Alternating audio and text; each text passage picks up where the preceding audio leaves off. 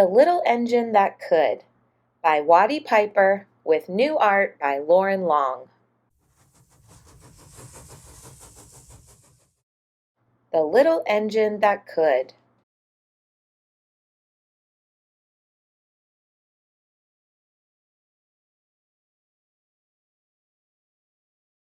The Little Engine That Could, retold by Watty Piper with new art by Loren Long. Chug, chug, chug. Puff, puff, puff. Ding dong, ding dong. The little train rumbled over the tracks. She was a happy little train, for she had such a jolly load to carry. Her cars were filled full of good things for boys and girls. There were toy animals, giraffes with long necks, teddy bears with almost no necks at all, and even a baby elephant. Then there were dolls, dolls with blue eyes and yellow curls, dolls with brown eyes and brown bobbed heads, and the funniest little toy clown you ever saw. And there were cars full of toy engines, airplanes, tops, jackknives, picture puzzles, books, and every kind of thing boys and girls could want. But that was not all. Some of the cars were filled with all sorts of good things for boys and girls to eat. Big golden oranges, red-cheeked apples, bottles of creamy milk for their breakfasts, fresh spinach for their dinners, peppermint drops and lollipops for after-meal treats. The little train was carrying all these wonderful things to the good little boys and girls on the other side of the mountain. She puffed along merrily. Then, all of a sudden, she stopped with a jerk. She simply could not go another inch.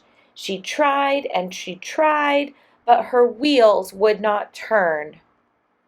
What were all those little boys and girls on the other side of the mountain going to do without the wonderful toys to play with and all the good food to eat? Here comes a shiny new engine, the funny little clown, who jumped out of the train. Let us ask him to help us. So all the dolls and toys cried out together, "Please, shiny new engine, won't you please pull our train over the mountain?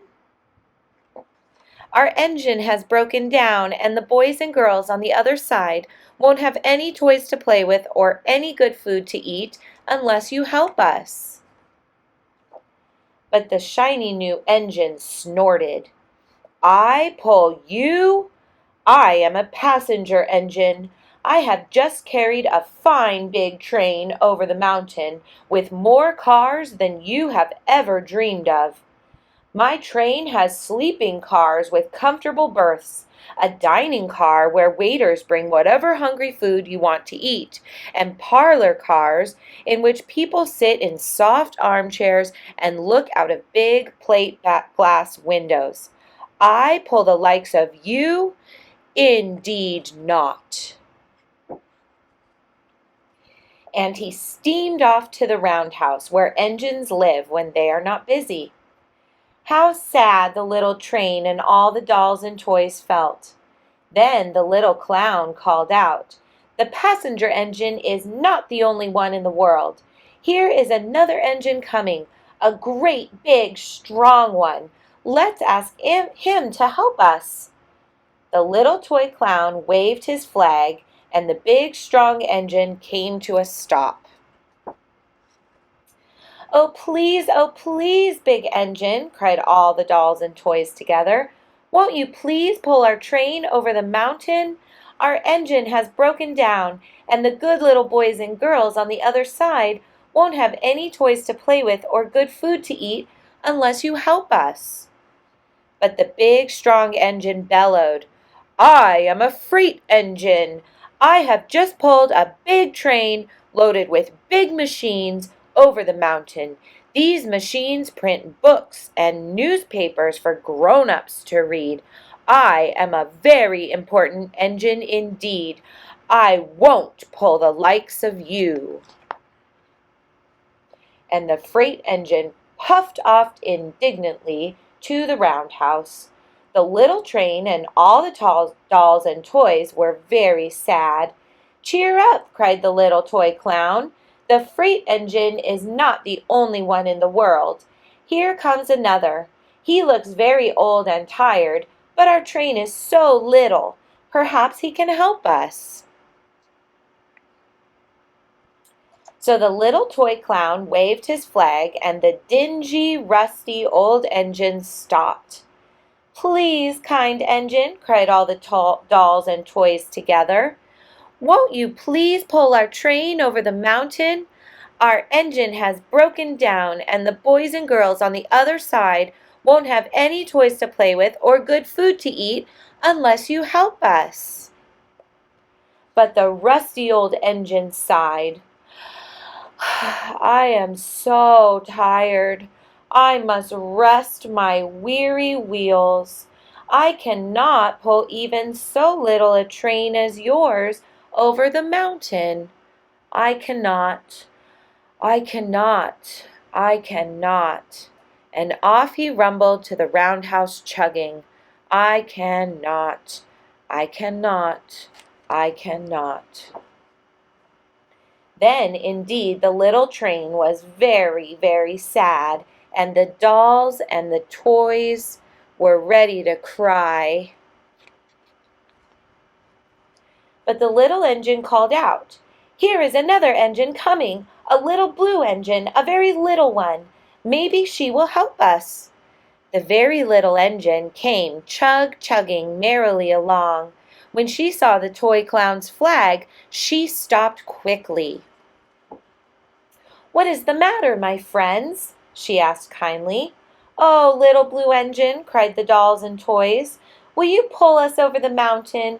Our engine has broken down, and the good little boys and girls on the other side won't have any toys to play with or good food to eat unless you help us. Please, please, help us, little blue engine." "Well, I'm not very big," said the little blue engine. "They use me only for switching trains in the yard. I have never been over the mountain." "But we must go over the mountain before the children awake," said all the dolls and toys. The very little engine looked up and saw the tears in the doll's eyes, and she thought of the good little boys and girls on the other side of the mountain who would not have any toys or good food to eat unless she helped. Then she said, "I think I can. I think I can. I think I can." And she hitched herself to the little train. She tugged and pulled and tugged, and slowly, slowly, slowly, they started off. The toy clown jumped aboard, and all the dolls and toys and animals began to smile and cheer. Puff, puff, chug, chug went the little blue engine. "I think I can, I think I can, I think I can, I think I can, I think I can, I think I can, I think I can." Up, up, faster and faster and faster the little engine climbed, until at last they reached the top of the mountain. Down in the valley lay the city. "Hooray! Hooray!" cried the funny little clown and all the dolls and toys. "The good little boys and girls in the city will be happy because you helped us, kind little blue engine."